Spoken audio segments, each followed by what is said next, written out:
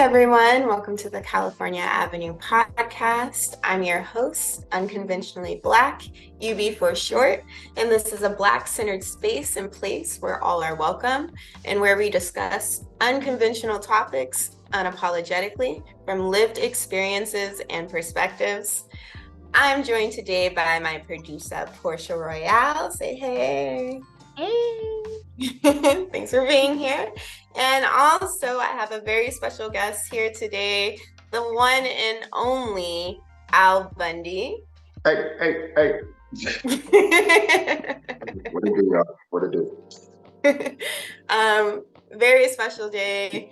Got my brother here. We're gonna get into a very good topic that I think is very necessary. And today's topic is gonna be about stigma with mental health in the Black community.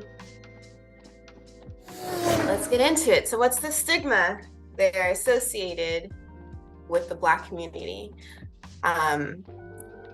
So what I have gathered is that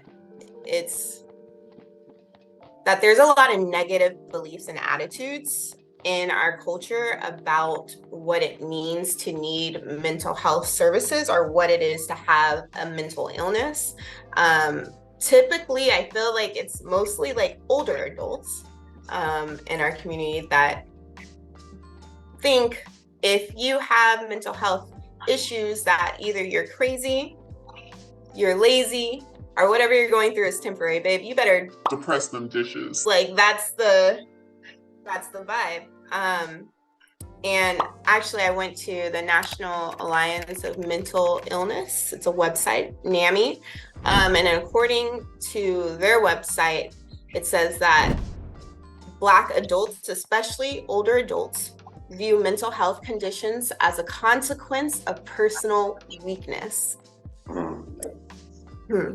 And as a result, people may experience shame about having a mental illness and worry that they may be discriminated against due to their condition. And I couldn't agree more. It's very unfortunate that that is like a known thing, but I want to get into it more. I want to talk about it. I think it's important that we talk about it. So what has been your guys' experiences with talking about your mental health and also talking about it with friends or family? Oh man. So not a great thing. For me, it has definitely been what you've already listed. Probably not so much the crazy part, but lazy, like you're not trying hard enough to be in a better space. And it's temporary, And another added element is the religious element. So pray about it, talk to God about it, and just not really taking the time or putting in the effort, excuse me, to understand why I might not be feeling as great in my mental health space. And it has definitely caused a divide, even to this day, in those relationships, because it just didn't cause for a very healthy space to be vulnerable, to have very open conversations, and where I felt that they were seeking to understand, not ridicule, right? So I've had to forge through other relationships, friendships specifically, a space where that was more understood, but there's still these blind spots, right? Because people can only help, from their level of understanding, right? Their capacity of thinking. So if they haven't been through something that would cause for conflict in their mental health space, it's kind of hard for them to really offer up, unless they have education in that area, really helpful ideas, resources, etc., that could help to navigate that space better into a better space. So there's still that element, but I will say it's important to regardless, even if your family is more understanding and helpful, it's always very important to seek professional services because they are the ones that are trained and they have the tools that you would need to actively combat whatever negative space that you're in or battling with your mental health. So I always recommend that, but definitely understanding that it's not uncommon to have that issue with family and friends. It's just based on the capacity of thinking from my experience and what I've observed and learned over the years. But that's my experience. So Yeah. No, I completely understand. I definitely agree with that. If they've never had that experience, if they haven't had that awareness as to what ways that mental health and illness shows up in them, because I think in the reality of the situation, like a lot of people in the Black community do have mental health illnesses, and I think it's kind of like just not having, again, that awareness or a name for it, and knowing that there's spaces and ways to address it, because that's not what's been brought to our lawns specifically. Mental health isn't necessarily something that was created for the people who experience the most tragedy. I mean, yeah. What are your thoughts, Al? What's been your experience talking about mental health and with family and friends? Yeah, so first I want to say I resonate with everything both of y'all are saying. You know, those are facts you guys are talking about, and yeah. First, what you had just like left off of, talking about how like it's interesting to think of like the people that deal with some of the most like provoking like issues, like where there is abuse, police brutality. I mean, we could even move police brutality like to a lesser, you know, version of it, and just talk about the mental health that comes and paranoia that comes with just knowing you're being watched by police, or knowing that something could happen. You know what I mean? And sadness, fear, depression, wonder, you know, all these different things. You know, and so it's just first to talk about the fact that it's in such a large amount that we're dealing with mental health issues, like because of all the continuous things that we go through on a day-to-day basis. Me, myself, like, you know, and so there's a lot of outside forces that are provoking me to feel a different type of way. And yeah, to not have that help when you need it the most, I feel like, you know, is unfortunate, and definitely something that we should try to adjust and make changes to in our culture. And so I like, after leading off of that, like when you talk about my experiences, I see it like family, you know, significant other, friends type stuff, and yeah, how you're perceived by your community, you know. And you know, as far as me, I was, as you know, I was raised in a religious background, and so there was this push to tell us like, okay, well, you know, like you should just like pray, or like there's something wrong, like evil, the devil's after you, you know, those type of things. And sometimes, like, you know, those people aren't experts like you talked about, and so they're not actually understanding the science or the psychology of what's going on. And what I've experienced is that's what it's expressed as, hey, you need to get right with God, or like, hey, you need to, like, something's going wrong in your life, or like, but in reality, I can kind of see that it's more of a kind of an annoyance. Like, I don't know how to deal with this. I don't think it's a lot on me, and just an automatic like, oh, here, I got to quick fix it. And, you know, it feels comfortable to be able to give somebody a solution that, you know, you may not know the science on, but you're like, hey, I've been told this first. So I've experienced a lot of that. A lot of judgment and a lot of fear based upon like, oh, like,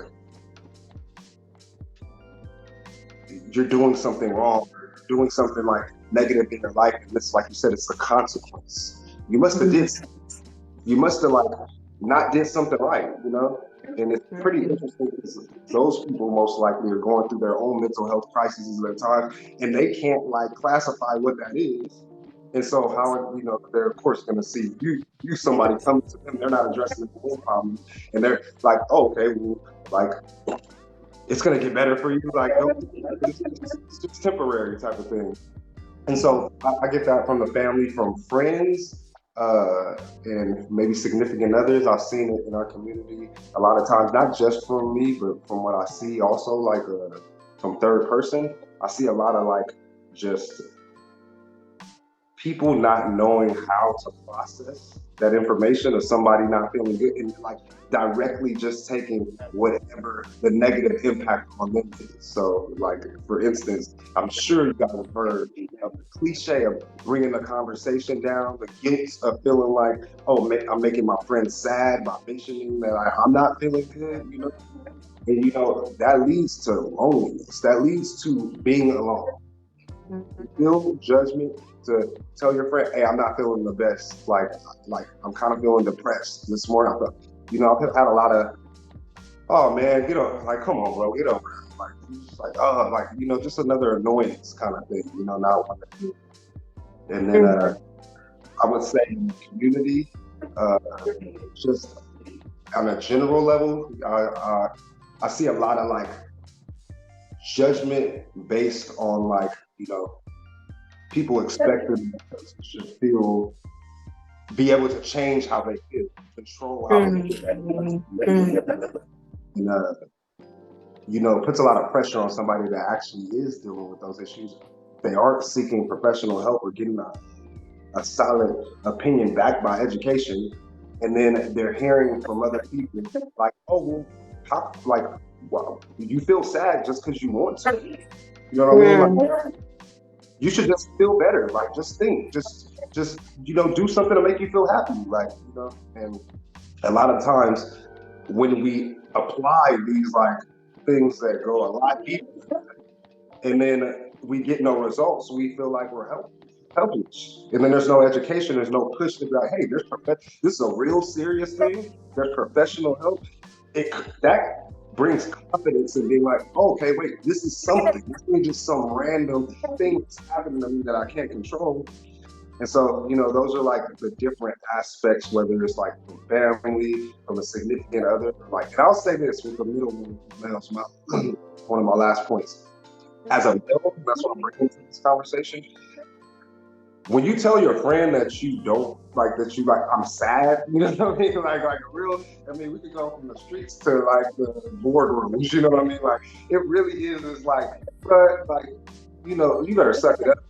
You know what I mean? It's like, you don't want to look weak. You don't want to be vulnerable in that way, And so it's very difficult as a male, especially a Black male in America, like, to find an outlet to express that. You get it from all angles, your family and friends, your friends, it's even more important. And in a relationship, it's very difficult, to find somebody that you can trust after dealing with all that. And then, you don't want to ruin a relationship or make somebody feel bad and so, yeah, those things play a huge part in like stopping people from seeking out that help and stopping people from understanding what they're dealing with, having the proper education and tools to figure out solutions, Definitely agree with you. You hit some really good points.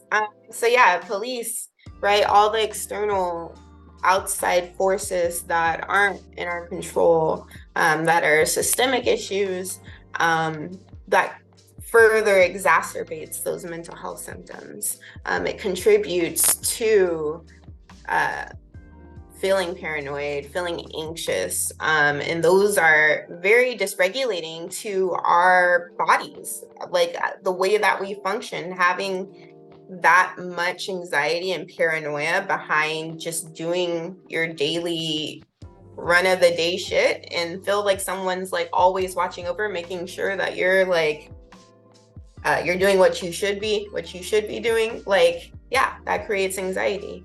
And then you touched on like family and the community and like religious background being like, you just pray it away. Give it to God. That's something I've always heard too. Just give it to God. You need to give it to God. It's like, okay, I gave it to him, so now what do I do? Right. Like, Mm-hmm. here it is, God. Can you like resolve this? And I don't want to say that that's like, I think it's speaking into what you're saying about just needing to feel like I need to give a solution. It's feeling that discomfort, not knowing that you're feeling this discomfort and thinking that this is the way to build that understanding is just, you know, here's the solution. That's typically what I'm hearing in our conversation, is that there are people who are quick to give the solution without understanding the source of the problem. And I understand that they haven't had the training behind it. They haven't learned the education or the science behind it, as you say, Al. So yeah, they don't really know how to deal with it. But I definitely think there are ways that you can, and I'm happy to talk about it later, because with my experiences, it's been very similar to you, Al. I feel like it's just I'm not taken seriously. Or what I'm experiencing is something that it's my responsibility to fix it. Because I allowed myself to get there, to get to a point where I feel so dysregulated and sad or depressed and I can't do things, then I should do this. Just do something that makes you happy. So yeah, it does create exclusion. It makes me feel isolated, and it makes me feel like I'm not validated in the way that I'm feeling. It also makes me feel like, why don't you want to understand how I'm feeling? Like, if the roles were reversed, I would love to hear like what you're going through. Because I can't tell you how to get through something if I don't understand what it is you need to get through. So yeah, I think that family and friends aren't equipped at times to have this conversation, but that's what I'm hoping to talk about at the end, is how to be equipped, because I believe from my experience it's uncomfortable. It's really uncomfortable for a lot of people to sit with it, even though they may have the same issues. Yeah, that's a fact. And I think, like, you know, it really is like, when we're breaking down like what is the issue, right? Like, I think we really just laid it out. Like, because I think when I think of my experiences, which are, you know, across the board, I think 95% of the time that it was like mentioned to people, that what you said was like no investigation. You dig what I'm saying? Like, there was no, like, it was just like kind of an annoyance, and then like it'd be like, all right, this is why it's like this, or this is what you shouldn't be, or this is like, you know what I mean? Like, and I think like the 5%, you know, a lot you are part of, but 5% of times when I'm like not feeling good and talk to somebody that maybe was a little more, you know, equipped for that conversation, it was just them leaving the space to see like how I felt, like, kind of thing, rather than be like, oh, you're breaking down. And you know, the crazy thing is like the times when I've had situations where I can sense kind of like that they can't handle with the heaviness, you know what I mean, or what's coming out. It's like, and they're like, oh, like da da da. It like ends right there. But in a situation where I talk to somebody that is and they just ask me how I feel, it's like probably like a 30-second to a minute conversation, and then I feel better probably a little bit, and then we do it. So it's like kind of like this false annoyance or like worry or concern of like bringing things down, when really that is the opportunity. It's there, you know what I mean? And that's the opportunity to go up, I like to say, you know what I mean, type of thing, or to lift somebody up, or to to then, it just benefits everybody. But the whole point is, like you were saying, it's just, I think, we just get ahead of ourselves trying to like tell somebody, hey, just give a solution. Just trying to help somebody in this way. Being like, how do we just get this fixed right now? Like type of thing, And I think especially just asking people, hey, or why do you feel that way? Like type, showing an interest in somebody's like hurt or opinion on why they feel wrong or whatever it is. Sometimes that's a lot. Mm-hmm. Mm-hmm. Yeah, it is. I agree. I feel like we've hit the nail on the head with this one. And yeah, just not providing that space for people to process and not getting quick to the solution, sitting in that discomfort with someone else. I don't know, do you feel like we talked about why it's hard and controversial to talk about mental health in our community? Is there anything else we want to add to that? The one thing I was going to say, just to put another one, it's like, the shame and the embarrassment. Like, that's one thing you gotta just mention. Like the embarrassment to say, hey, I went to go see a therapist. Like, you don't like be at the, Thanksgiving family function. You're like, hey, y'all, like, man, I had a good therapy session the other day. Like, type of shit. Like, people be like, oh, okay. The fact that it'll be awkward to say that, and that's one of the biggest, like, discomforts. I feel like it's just a shame and embarrassment to be like, I'm not fully like 100%. Like, y'all is like as in the Black community, we like to show our best. And it's like not, and there's a lot of reasons that go back to colonization and go back to, but things that racism and all different types of things in culture today, where it's like, we want, the same embarrassment. I don't know if anybody else had like a parent that like didn't want people to know that they didn't have a lot of money, type of thing, like grocery store line, and like don't want people to see they're using the food stamps. It's this thing about our culture where it's like we don't want people to know our faults, and that's something we need to get over. And I just want to say that it's like maybe here to, what are the stigmas in our community, the embarrassments and shit like that. Oh yeah. Yeah. You took the words out of my mouth. I was literally about to lean into that. Yeah, I think that's absolutely accurate. And I think as we already covered, acknowledging it first, to acknowledge the problem, that way then you can go about fixing it. And the problem definitely starts with how we perceive and process.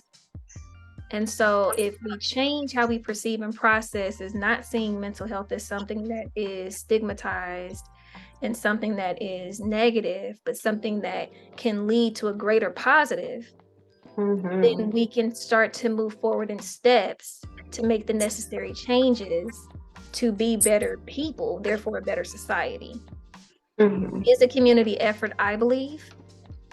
This is from my perspective. I feel like it's very much a community effort. Everything that you guys are talking about and how people are lacking the understanding because they are not choosing to investigate, and participate in the betterment of those around them, whether it's their loved ones, family, friends.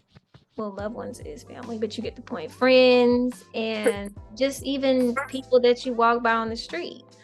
Like you see somebody having a hard time, just being a light in somebody's life, I think is really important. And it don't cost you nothing. It don't cost you nothing. So just having that approach, I feel. But I did want to go back to what you wanted to cover about how can we show up for people?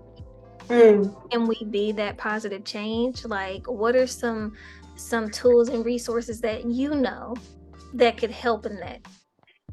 Oh, yeah. I love talking about this. And yeah, I think you guys are both right. It's a community effort that we all have to engage in. Being someone's light for a moment can last a lifetime sometimes. So Yeah, and I do think as a community, we need to find a way to get over our own biases and the stigma that we've internalized, because these services are out there to help us.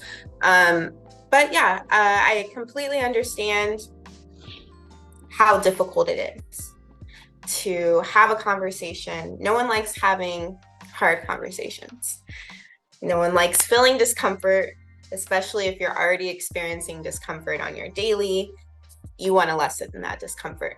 And I think that if someone is bringing up some mental health issues and it's already triggering something within yourself where you're feeling you can't hold space for that other individual, or you feel more sad or depressed, or you're starting to feel like angry or irritable, it's probably because some need that you have is not being met, right? There's something within you that is being triggered.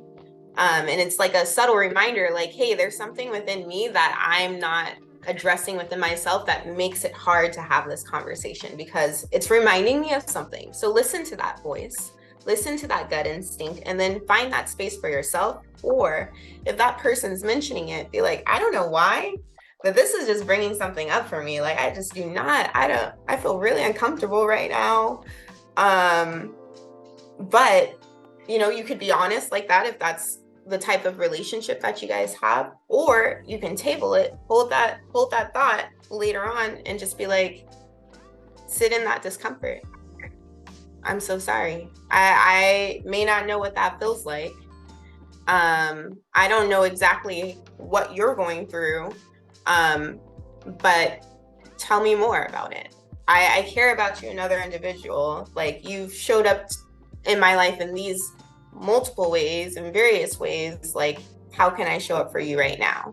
You don't have to have the solution. Mm-hmm. You do not have to have the solution. Most of the time, your solution won't be the solution, actually. Mm-hmm. So, yeah. I don't know is an answer. Yes. Yeah. Yes.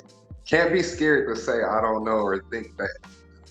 I think people have this like feeling of like, oh, if I like say I don't know, I lost or some shit, or like then we lose the game, it's all over now. It's like, nah. It's like sometimes that is the best answer, and that can give somebody like, if you've heard continuously like what I told you my experience is, hey, this is what you should do, or this is why it is, or as soon as somebody is just like, hey, like, I'm exercising caution and telling you what to do in this time of need, that is a lot, for real. Like, you're like, hey man, this person really like cares about me, so I agree with that. Yeah. So yeah, let's continue to have these conversations. Let's continue to hold space for other people. I definitely feel like there's more to this, of course. There's more deep systemic things that contribute to why it is scary to talk about mental health. But the more that you talk about it, the more you feel like you're not alone in it. The more resources you have and the more community that you actually bring. And it's an authentic way to connect with another individual. Just being able to hold that space and see what experiences led them to feel these things, because we might be feeling it too, and that's okay. It's okay to not be okay, in other words. So thank you guys so much for having this conversation with me. I really appreciate your expertise. It was a pleasure. Yes, indeed. Yeah, thank you guys for having me. I appreciate it. And we do need to continue having these discussions. And that is the only way. That's the first step in the changing culture and changing our attitudes on things. And that would be what you had mentioned and closed with, which is pretty much, I see something negative, I feel something negative, or mental health issue or friends having, and I don't classify that automatically as bad. And I do classify me being there for we really look up to people that like hold it down for their friends when something goes down, or that we need to classify that as that and be like, hey, I'm being a really solid a solid dude to my homeboy. Like, I picked him up when he needed it and he was in a bad neighborhood or whatever it is. Like, that's what it is when my homie's not feeling good. He says some shit and I'm like, support him. I'm like, not judging for whatever it is, you know what I mean? We need to commend that stuff, and especially in the male side, you know, the places where we're not encouraged to be emotional or to be there on an emotionally intelligent level. That is a fact, for sure. So yeah, let's continue to have these conversations, especially you Black men. Let's hold space for one another. And allies, hold space for us as well. Understand that there are things that make it very, very difficult to function every day in this society for ethnic minorities. Try to get to a place of understanding, because that's where it's at. So thank you guys for joining us here on the California Avenue podcast. I'm your host, UB. I hope you enjoyed today's episode. We drop episodes every Friday at 1 p.m. So please like, comment, subscribe, and hit that bell notification to stay updated on all future episodes. Until next time.